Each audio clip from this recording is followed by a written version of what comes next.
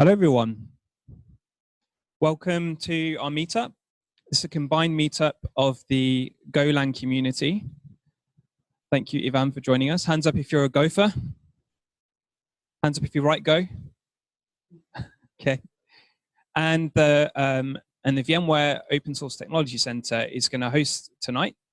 We've got talks, 3 great talks from Ivan, who's going to start, and then myself. I'm going to tell you about OpenFaaS, and then Ivana, where are you? Over there, is going to be telling us about this Raspberry Pi cluster I'm sure you're all very curious about. So tonight is being hosted by VMware. We have quite a large growing team based in Sofia. Put your hand up if you're an OSTC. Right, and there'll be a few more next month.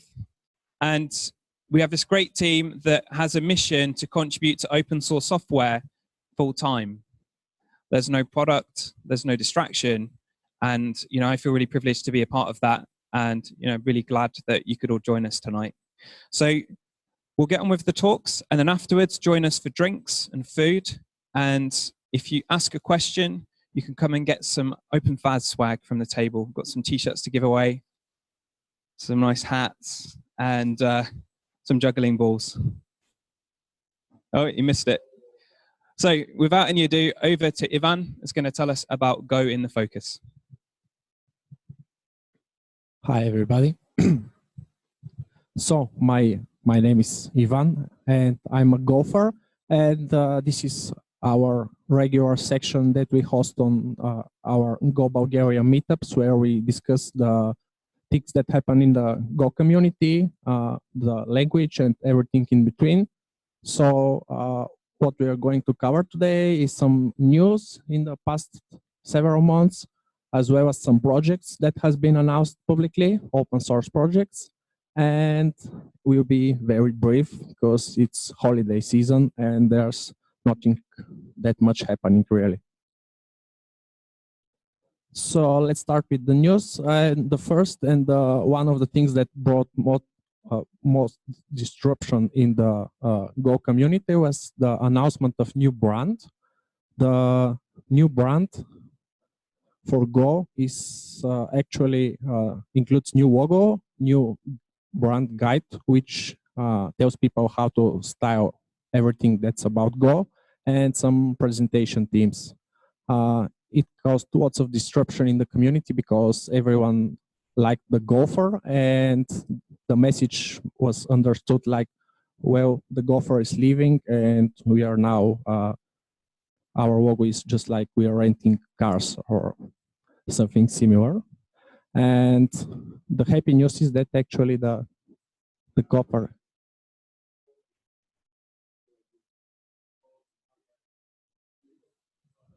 Okay, is that okay? Now? More? Okay.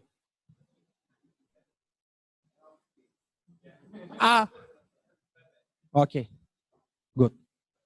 Sorry for that. So the good news here is that the gopher is actually staying, and yeah. Next, the big thing, Go 1.11 is coming, and there are 2 major features that are most interesting. The first one is that the experimental WebAssembly support has actually been merged now into the master tree.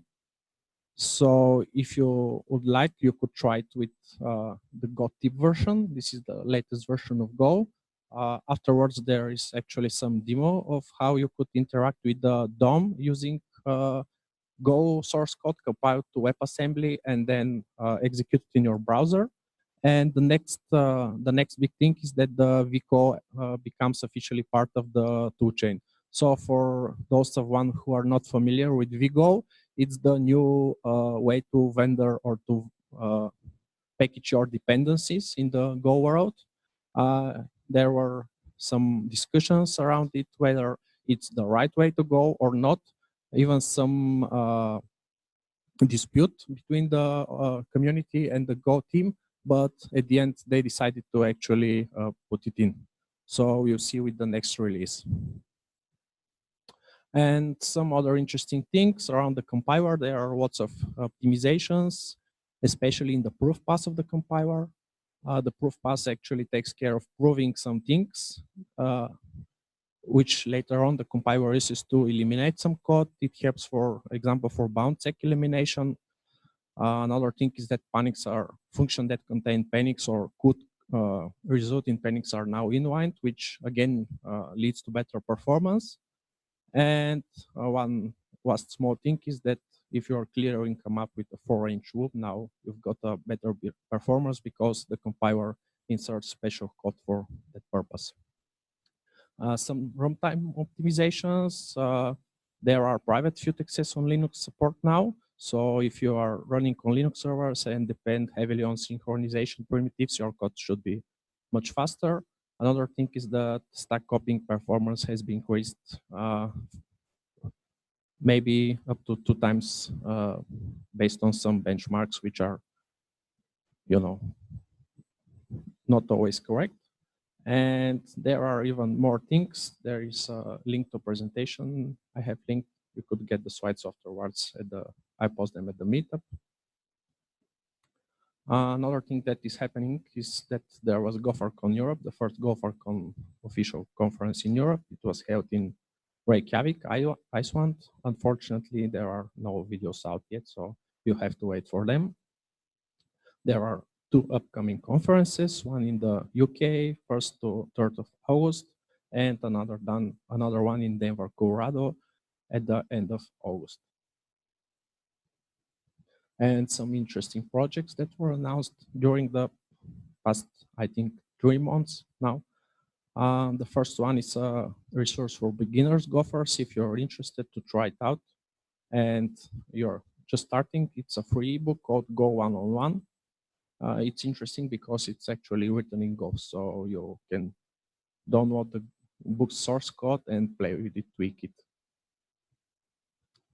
Another interesting project that brought a lot of disruption, I think, in the container worlds is the announcement of gvisor, which is a new container isolation sandbox announced by Google. It somehow focuses more on security and then on lightweight execution mode for containers. Basically, according to its documentation, it's a user space kernel and it's entirely written in Go. What's interesting is that they chose Go because of the type safety and the support for concurrency. There's also an interesting blog post on the Google Cloud Platform Development blog. If you're interested, I encourage you to read it. The next interesting project is actually taking the Go support for WebAssembly, and it implements a framework. The framework actually allows you to compile Go code to WebAssembly and run it in your browser. There is a demo which interacts with the DOM. So it's very simple. It uses a Go library that parses Markdown and renders it as HTML. And if you try to edit something, it actually in the background compiles the text using a Go binary, which is compiled to WebAssembly and is loaded via the browser's primitives for loading WebAssembly modules. It's not yet ready for any use, so it's just a toy project. Another interesting thing that was announced was a dispatch, which is a web-based RC client, which allows you to join from your browser. Basically, it has some cool features like searchable history, persistent connection, multiple servers and users, and so on. It also has a preview, which unfortunately does not work, so I won't show it. And I think the last thing for today is Git protocol IO, which is another open source project announced by Google. It's a Git protocol parser, again, written in Go. It's not of much of a use, but rather the creators of the library say they did it just to understand the Git protocol better.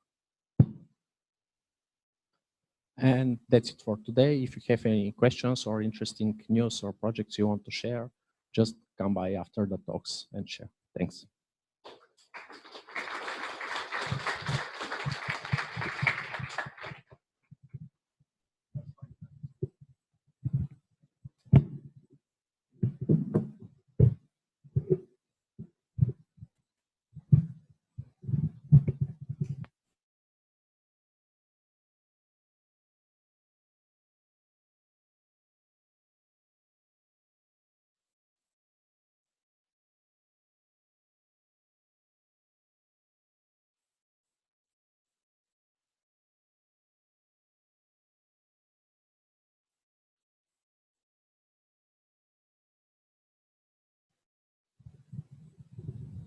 Thanks for that, Ivan.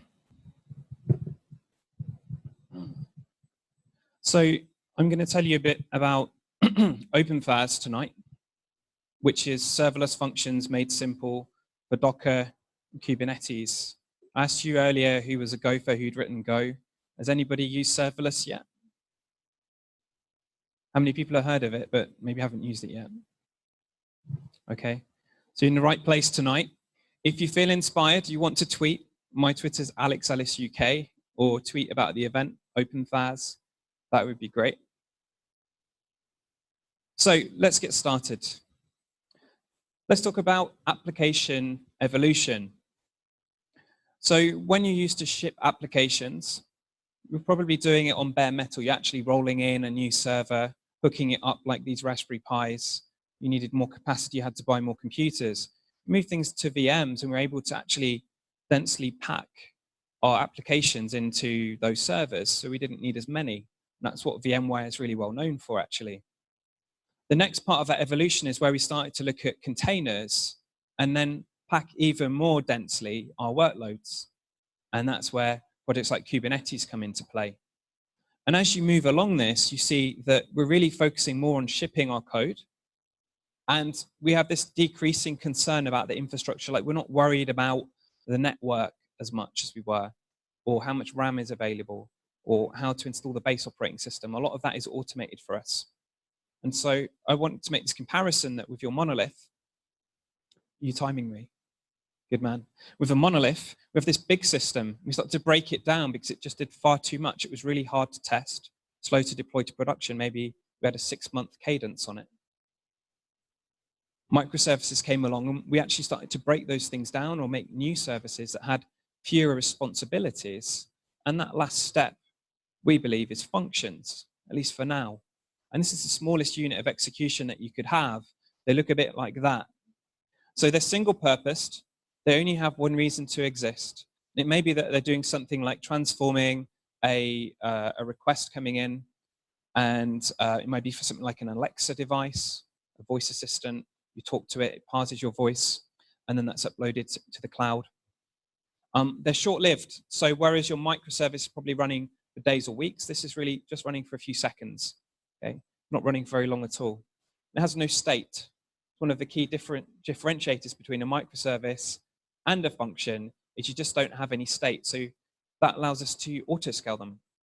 If you suddenly have a lot of requests on one function, you can add more replicas because you don't have to worry about them all being in sync.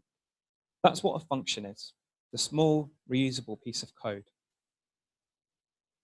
Now, serverless, I asked you who knew serverless.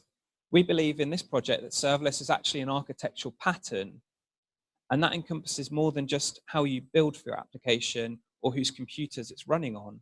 It's a developer experience. So we're focusing on getting you guys releasing code to production quicker as developers than you ever did before, with much less to worry about. And it also means that you get to organize your applications in a different way. This is a cloud-native landscape, and you can see many, many projects on here. Who's seeing this for the first time? Be honest. There are quite a lot of people in the room. Now, Kubernetes is on here, OpenFaaS is on here, all these different kinds of components, and this new world of microservices and functions, these bits of software work really well together. The definition of cloud native came out recently, actually said loosely coupled components is a key part of that definition. Right? They each have their own job, but you can combine them together to produce new functionality. So OpenFaaS is on here, and this is the theme of the talk tonight, cloud native. So OpenFaaS gives you serverless on your own terms. It's really easy to use. That's something we've focused a lot on, is the developer experience. We're making this project for you guys. Okay. You may have seen functions in the cloud like AWS Lambda. There are some limitations. And so with OpenFaaS, you can run any code you want in any programming language, anywhere. And this is something that we're finding with customers is really important. Companies can't just go to one cloud, they have to go to two. Maybe you've heard of that. And so this allows you to do that. You also get the same experience on your laptop as you get on the cloud. So it's easy to debug. And then you can scale that up. So even if you run this yourself, you can still take advantage of cloud scaling And if you want, you can even build a Raspberry Pi cluster like we've got here. But the key thing is you're back in control. You decide the limits of your functions. If you want them to run more than 5 minutes, that's okay. If you're a customer doing machine learning and you need a very large Docker image, you've got all of your model in there, that's okay too. We want to enable that. The key thing is you decide the limits. So let's see how it works. I've got a fun demo for you. What is this? What is he going to do? You're thinking. So this is OpenFaaS Cloud. I'm going to tell you about it in a minute. I'm just going to open this app made by my friend John McCabe. I'm going to walk up to the hot dog and hit the screen. And it's now going to analyze what we had there. And what does that say? Hot dog. Hot dog. You get a clap? So let's try and trick the computer with a not hot dog. Let's see if it can do it. We'll try that again.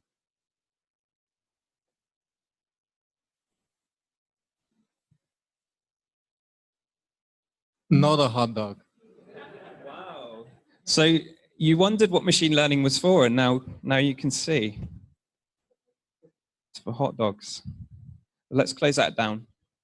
Now that was just 2 serverless functions. One was actually running and producing HTML, just static, and the other one was showing us the output of the function.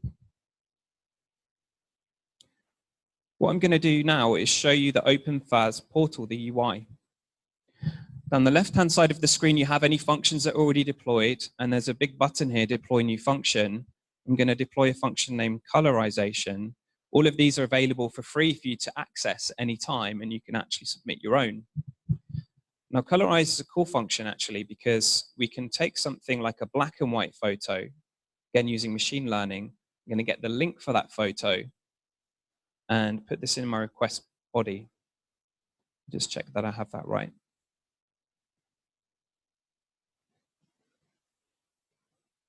I'm hitting invoke. You can actually see up here, it's quite small, but that's the name of the Docker image that represents that function. This is just going to keep running. The replica count will stay at 1 because there's not a lot of load on it.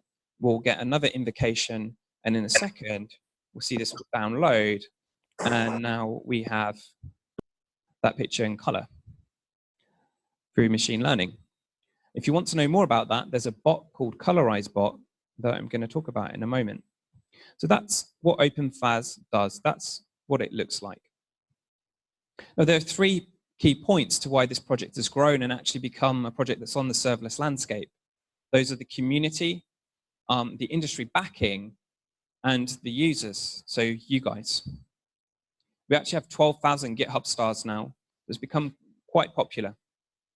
This is a community, and OpenFaaS is a project that's not been built by a corporation that had a great idea. It's actually been started, I started this about 14 months ago on my own. I had a great idea at the time.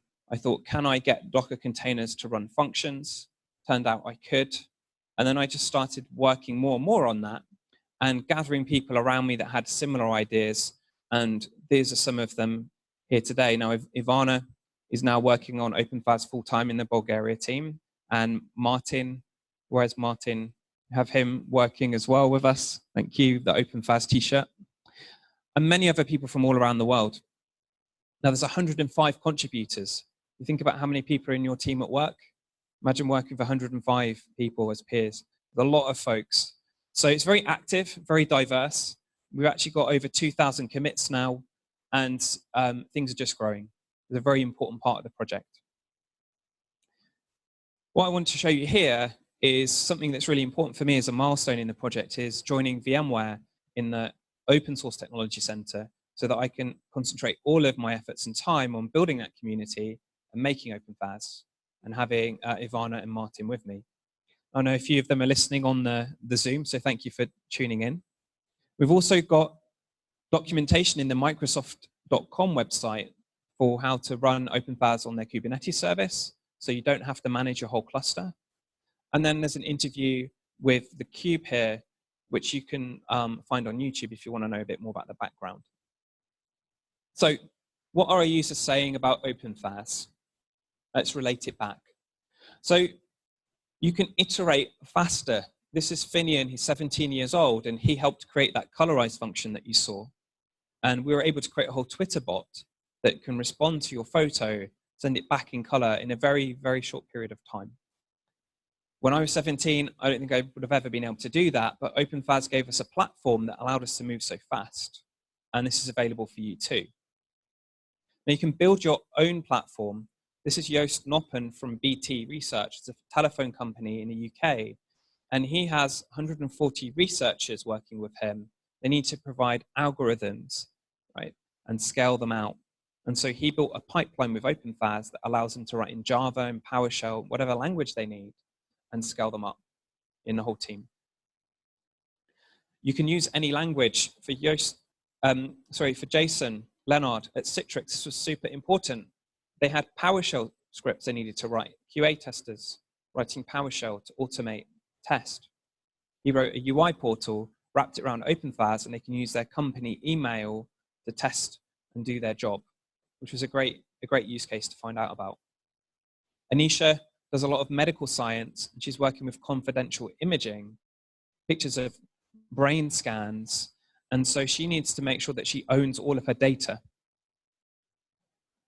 And with OpenFaaS, you can. And then finally, excuse me, this is Lucas Rosler, who started looking at OpenFaaS a while back because he wanted to use it at work to produce a platform for data science. He's actually gone on to commit so much code. He's now one of the core contributors in the project, which I think is fantastic. And it's a real good story about open source software in action. So let's zoom into one case study just so this can make sense for you. This is Tarun, and he's from India. There's a new Silicon Valley there, like we have in Bulgaria, a strong IT scene. We also have it in Bangalore. So he's a co-founder of a startup named Icon Scout, and he wrote up this case study, you can find it on Medium, about how they package icons and stock photography for you. And then they use OpenFaaS to package it. Now he looked at the different cloud options and eventually settled with OpenFaaS. It takes the 2.0 is 3 times faster than the first version. Okay, so imagine he has a package that used to take 30 minutes to produce, now running in 10. Right, and for him, that's very important. I speak about community a lot, and I want to come back to it because he's actually started the first meetup group ever for OpenFaaS in India, and they had the first meetup on Saturday. It was really well attended, and I'm looking forward to seeing more. So OpenFaaS has a cloud native design. So for the more technical people in the room, I'm just going to go over a few of those details now. This is the architecture. If you're familiar with Kubernetes or Docker, this might make sense to you. On the outside, you have something like a load balancer, maybe an Amazon ALB. Your traffic will come into our own API gateway component, and that had the UI that I showed you. And then from there, we have something called Prometheus that allows us to monitor and track all of the statistics of your application. How much is your function being used? Are we having any failures? It allows it to scale up and down. And then that streaming allows us to run tasks in the background without you actually having to write code for that. So there's a queuing system built in, and you can decide how many tasks run at the same time. OpenFaaS Operator is a component native to Kubernetes that will sit there and listen to how many functions you create and then create pods and containers for you and manage that. Now, if that all seems a bit complicated, don't worry, it's all normal, and you can find out more about Kubernetes online. OpenFaaS can be installed in about 60 seconds, and one of the things we're really trying to do is abstract a lot of this away from you so you can just concentrate on writing code. Nirvana is going to show you a bit of that in a minute. So if you wanted to run OpenFaaS in production, so I said it runs the same on your laptop as in production, but you need to tune it a little bit. I'd suggest out of the 2 options, Docker and Kubernetes, that you use Kubernetes. You use HTTPS, so let's encrypt. And then enable authentication. That's built into the project, but you should enable it so that if someone finds your OpenFaaS on the internet, they can't just run what they want. And then you need high availability. That's where you maybe have a computer in different zones in Europe, right? and you have instances of the code running. So if one fails, like this Raspberry Pi cluster, if I pull the cable out the top, the second one will take over. That's what you need in production.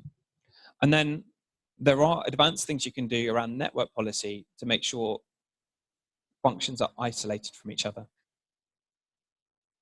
So day 2, once you've installed OpenFaaS, you need to monitor it. This is a photo of Weave Cloud, which is a managed Prometheus dashboard. Open source one is called Grafana. You may have used it. And it's showing you all of the metrics about your function, how much memory is being used, how much CPU. And you really need this. You can't do functions without this data, and we build it in for you. Day 2, and this is where a lot of people struggle, is how do you start building these functions, deploying them and testing them now that you've figured it out on your laptop? So a few people tried to solve this problem, and I saw a common theme. And so what we did is built OpenFaaS Cloud, again, in the community. Now, the idea here is we're latching onto this new topic, GitOps. It simply means you push your code into Git, and everything else is done for you.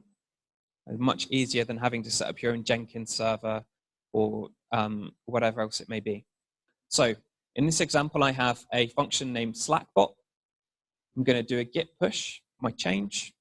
GitHub will notify me, and then OpenFaaS Cloud will check the code out, build it, run the unit tests, and then it will report back when it's deployed. And it will use Docker images too. Okay? And that saves you having to learn all this stuff and build it yourself. I think it's super important. I want to show you a demo, and I actually have some code open on GitHub, ready to go. This is the list of my functions right now, and you can see I was testing this out 2 hours ago, just before I got here. And what we have is a function, and they all look very similar. They have this sort of handler method. Can you all see that? And then there's a request that comes in, and you return something. So at the end of this, we're returning JSON of the message we want to tell back. This is a Slack bot, so it's going to respond. Let's see, where are we? Test channel. If I put OpenFaaS, let's put serverless. And this Slack bot is just going to come back, and it's put an OpenFaaS icon and a robot. But I wonder whether there's a flag for Bulgaria in here. Is that the one? Is that the right one? Yeah. So what should we put? Let's put if somebody puts Sophia, we're going to get the flag of Bulgaria. Okay. And now I said you just push the code, and that's it, right? So I've got a commit now. It's got a new ID, 257. On the overview page, in a few minutes, what we'll see is that will say built a few seconds ago, and that Docker image will have been put in a registry, deployed, and it will be good to go. Right? And we won't have any downtime in between because it's going to do a rolling update. There we go. Deployed a few seconds ago. We've got the link and we've got the code. So we're feeling brave.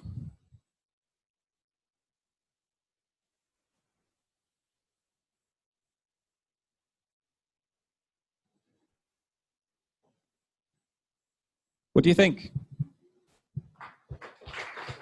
Yeah, thank you. It was just for you tonight. So that's OpenFaaS Cloud. Anybody interested in that? Do you like the idea of making things easier? Yeah, hands are going up. Now, with an environment like that, it's very important to have good security. I told you about the authentication. This is one of the other things you can do in Kubernetes, which is called network policy. And here I can stop your function talking to your function, talking to my function, or talking back to the admin page. Okay, and you can find out more about this online. So what we're going to do now, well, we're going to continue growing Team Serverless. That refers to the whole community. Any of you guys here are welcome to contribute to the project. If you feel inspired or just have some spare time, contact me afterwards, come and have a chat. We're going to look at how to integrate more easily with events like Amazon S3, DynamoDB, and other sources. And then we want Java to be even easier. So there are templates for many common languages. We're looking at adding one for Java and Kotlin. You can still use it, but we want to make it better. And then with OpenFaaS Cloud, there's some other work we're looking at. So how do you get involved? You can take a photo of this if you like, or you can come and get me later if you're feeling shy. docs.openfast.com/community. You can join our Slack channel. That's the best way to come and chat with us. You can take the workshop that Ivana helped me develop, and that will teach you all the basics of OpenFaaS from start to finish. Or you could just become a contributor. And if you've got a bit of spare time, we'd love to help you out with that. So thank you very much. That was OpenFaaS.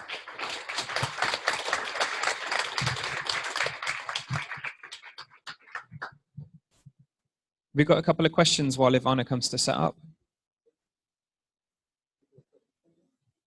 Yeah.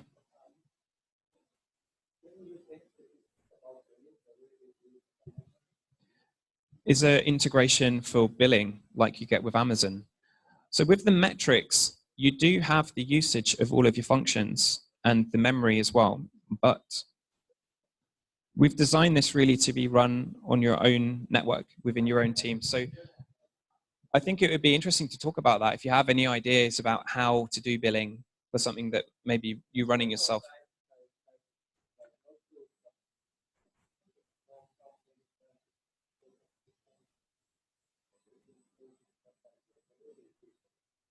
Yeah, so you'll have all of the statistics on how much it's been run already. It's built in. Yeah, thanks. Any other questions? Time for one or two? Yeah.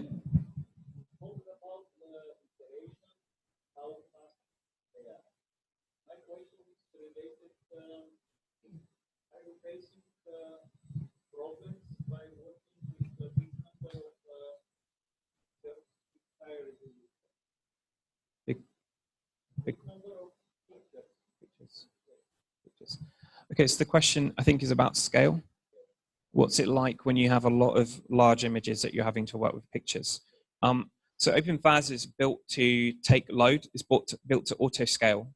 So as you get more and more load on the system, we're measuring that, and then we're using that to make the decision to add more replicas of your function, and that should help with that. At some point, if you've only got a limited capacity, you may hit that limit. We have other things that can help you throttle that down. But does that answer the question? Yeah, thank you. Yeah.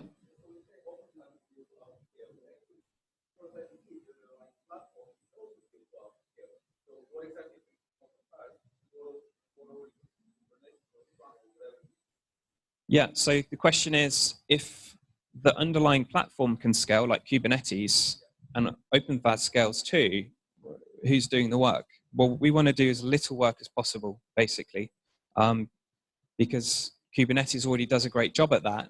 You can use the Kubernetes components with OpenFaaS so that it can make a good decision and then let that do the heavy lifting. That makes sense. We'll talk more about it later. Yeah, there was one or two more questions before Barna. Yeah. Yeah, go ahead.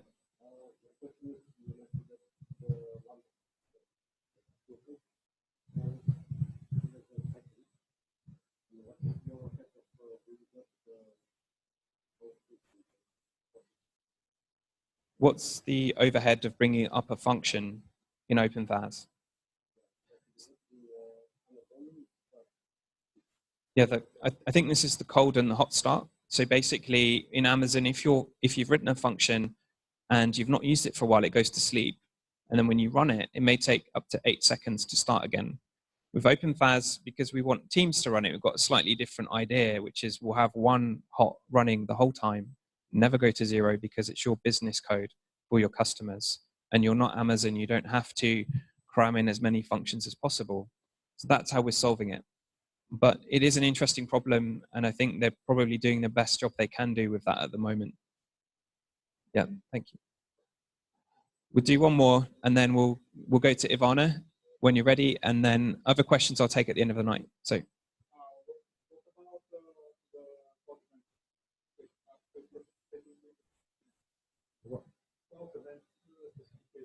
Yeah. Yeah, so the question is OpenFaaS participating in cloud events? It is.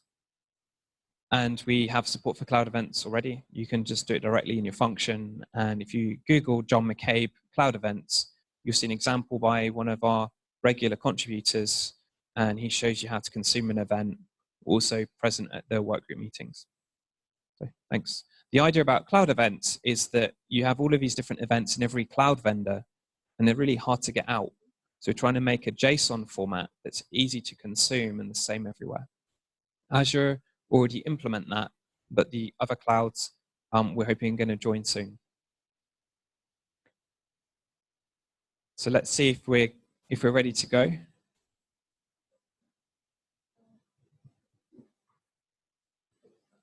No, so hello everyone. I'm Ivana, and now I'll show. Alex already introduced it about what serverless and OpenFaaS is. So I will show you a little demo with it and how to make some magic with OpenFaaS and Kubernetes. So this is what we'll follow. What is on Raspberry Pi? Why do we need Kubernetes to run serverless functions on it? How to, we'll show some demos, how to create a cluster. I'll say why do we need OpenFaaS for it. I'll show a little demo with OpenFaaS and what are the next plan with this.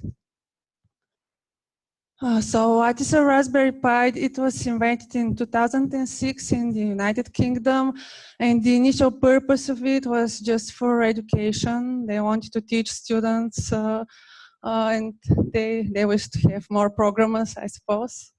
And they initially expected to sell only 1,000, but it was quite more popular than expected. So they sold, to the moment they sold 15 millions of it. So it's quite famous, and it's used in robotics, IoT, gaming, automation. You can make a smart house of it. Oh, okay. Can you still hear me? Okay. So if you want to regulate your hot water, you can try it out. Someone asked a question? Oh, yeah, I was going to ask how many of you have Raspberry Pi at home? And how often do you use it? Do you use it at all? Yeah. So now you're going to see one more way you can use it.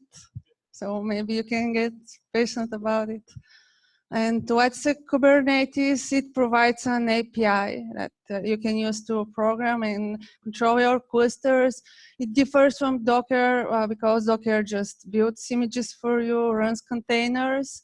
But with Kubernetes, you can make clusters of them. It provides load balancing, so it can spread resources. It has high availability. This means if one of your nodes dies, it's not the end of the world. The others will go. And it has scaling, so if your program is consuming resources, it will scale nodes. And it's self-healing. If some part of the cluster dies for some reason, it will try to restore. And what is an OpenFaaS? It is an all-you-need framework to run serverless functions. You can write functions in any language you want. We have templates for Python, Ruby, Go, but if there is a language that you can't find a template for, you can write it on your own. You just write an example handler function and a Docker file to build the image, and that's all you need to have a template in any language. It's platform independent. It runs on both Docker and Kubernetes. So how it works, it builds your code into a Docker image, and every platform that you can have Docker running on, you can have OpenFaaS running as well. So you can use it everywhere. It's easy to use because there is a CLI. So you can build functions from command line in a second. And it's open source, or if anyone is interested in contributing, you can feel free to join the team. So what do I do here, and why did I spend my last week for this demo? Yeah. I joined the open source team of VMware in the end of January, and I'm full-time working on OpenFaaS. I've learned a lot. Actually, when I started, I had no idea what function as a service means. All I knew for Docker and Kubernetes was that they exist. I didn't know Go, and this is all I learned in these 5 months to now. So now I'm number 5 contributor to the project due to the full-time commitment. And my biggest commitment in times of in times manner is the workshop. So you can try it, you can follow and learn more how to build your own functions with it. So how to create a cluster? All you need to do is here. You need to flash a empty SD card. You should make sure it's new and unused. You can install Docker on it. Make sure that you use the proper version of Docker because Kubernetes is not compatible with every version and it's not compatible with the latest now. You should disable swap because Kubernetes does not support swap space. And then you need to set up the master node and join the slaves. It's secure because it generates authentication token, and you use it to join the master, and it expires after a time. So your nodes should be prepared, and I'll show you a little demo about how to use the cluster. So you can see this is the Raspberry Pi cluster. I know if you don't see over there, you can see it after the talk. So it's habit.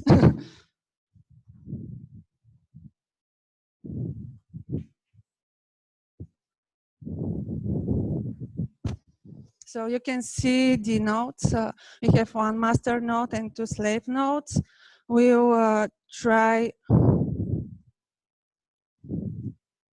to see if we have any pods on it. We see that we don't have, so we will now apply one.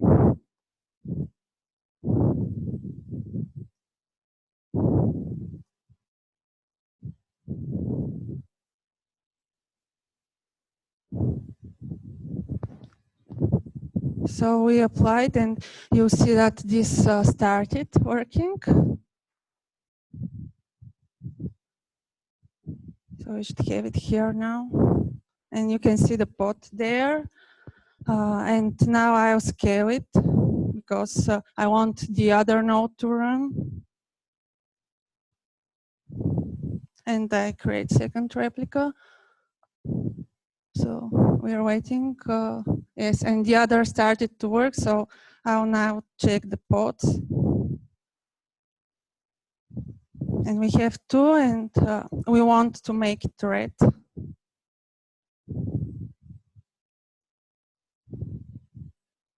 And you can see here that it doesn't die. It will switch to, yeah, it continued running, and it just changed the color. So it's now running.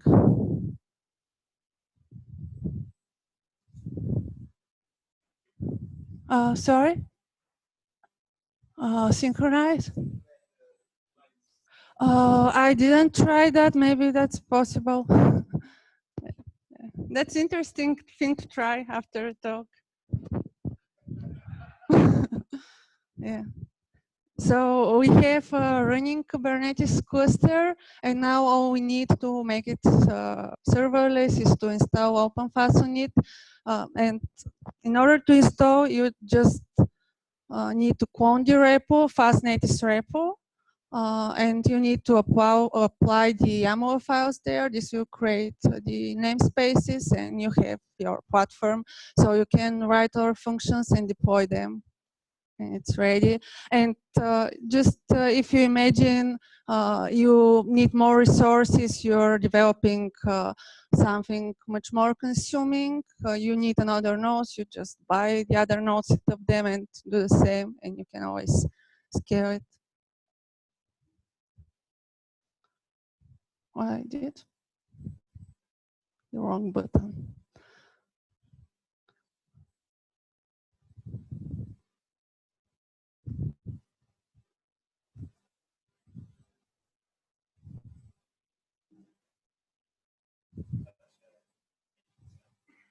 Okay, I'll use it here. So it looks like a fun. It is actually, but it has the other side. This took at least 2 and more days to set up. Kubernetes is a little hard on ARM because it's created for production services. It's not created for ARM architectures.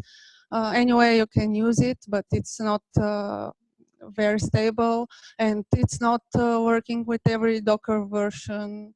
It's taking time to find the proper one. You should make sure you don't have any other services running that consume CPU, because this may cause your cluster to fail. But anyway, it works and it's possible to do it. So this is the equipment that we used: free Raspberry Pis, free SD cards, 8-port switch, and Pimoroni blinked. This is the white that you see over there. And some power and network adapters. It's not that cheaper, but it's affordable and you can have fun with it, so it's worth spending that resource. I will show a little demo with how to use it with functions. So here is the code that I wrote, some Star Wars functions for you. And I have them running. So with this function, you can just get a random Star Wars quote. Size matters not. Sometimes it matters. You can even select by keyword. So let's see what force would return, and it will give a random sentence. Yeah, this is the one. Yeah, the other function just generates a random image from Star Wars. It does not generate, it just prints the favorite character for generation, I think. So what did I learn? I never did Kubernetes clusters before, so it was a useful experience. Next time I would use clean SD cards, because I had a lot of efforts because of setup problems there. I would try some more resource-consuming functions to exploit a better cluster and show better examples. And maybe I would also develop these ones in an interesting way. And if you want to try it out, you can follow Alex's blog post on how to set up your own cluster. You can also look at the Raspberry Pi official documentation. For more information, you can buy resources from Amazon. And that's it from me. So if you have any questions.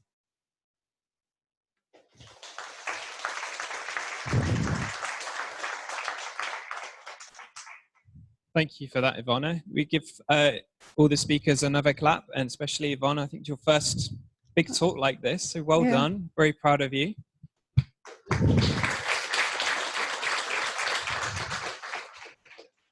So what we'll do now is Christina at the back is hosting us tonight. Thank you very much for everything you've done, for the AV staff. We're not going though. We've now got time to mingle and have a beer, have some food. Actually, who's interested in getting some swag? Want a t-shirt or a hat, anybody? So let's do the hat first. First question. How many stars on GitHub does OpenFaaS have? Shout it out. With the glasses. There you go. Ivana, you think of another question for the other hat? How many contributors does it have? That's a hard one. Over here, I heard, say again? Yep, that's right. Well done.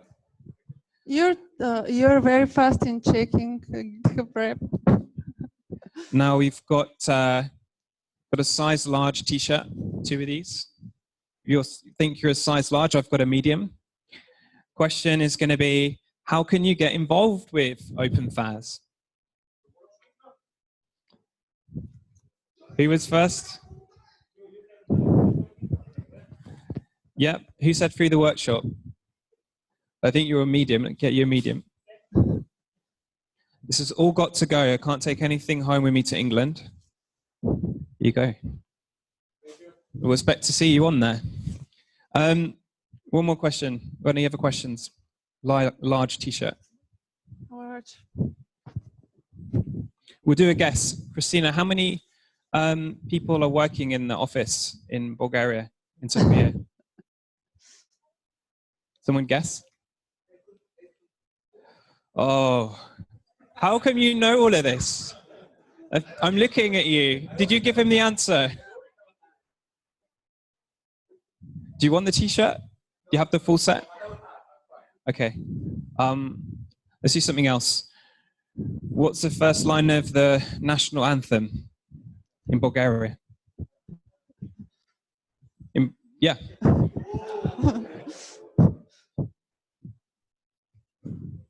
In Bulgarian.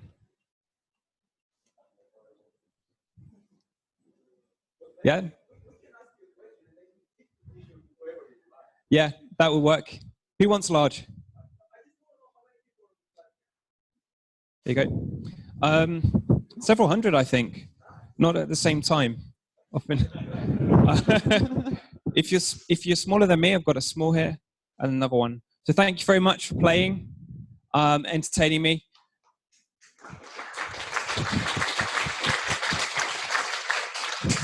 And do join us for our next conference, next meetup. It'd be great to have you all back again. Bye-bye. There you go. Sorry, you guys can stay, of course. Have a drink.